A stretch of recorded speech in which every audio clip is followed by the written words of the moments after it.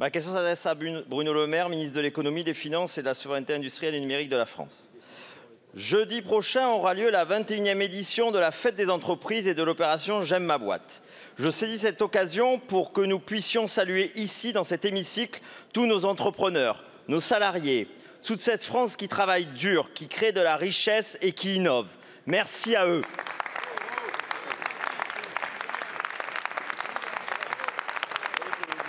Cette France qui bosse a d'autant plus de mérite qu'elle essaie de réussir malgré votre politique.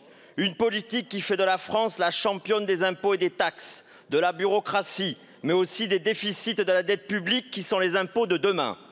Georges Pompidou a exhorté ses ministres à, je cite, « arrêter d'emmerder les Français ». Nous savons depuis le Covid qu'Emmanuel Macron vous encourage à faire l'inverse. En spectateur de votre dépôt de bilan, vous en appelez sur les plateaux de télé à simplifier tout ce qui pourra l'être pour les entrepreneurs, sans jamais joindre la parole aux actes. En résumé, Bruno oublie tout simplement que Le Maire est ministre de l'économie depuis maintenant près d'un long septennat. Même déni de réalité lorsque vous affirmez que les impôts ont baissé, alors qu'ils ont bel et bien augmenté, tant en valeur relative qu'absolue. Ma question est simple, monsieur le ministre. À quand votre reconnexion avec le réel? À quand la fin de ce double discours?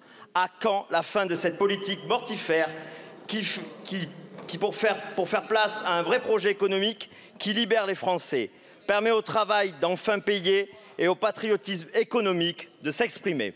C'est nous, notre majorité, pendant que ça papote et que ça discute, il y en a qui bossent depuis 6 ans pour soutenir les PME. Dans les faits, votre bilan, c'est plus d'impôts et plus de dettes. Et en cela, Macron rime de plus en plus avec Mélenchon.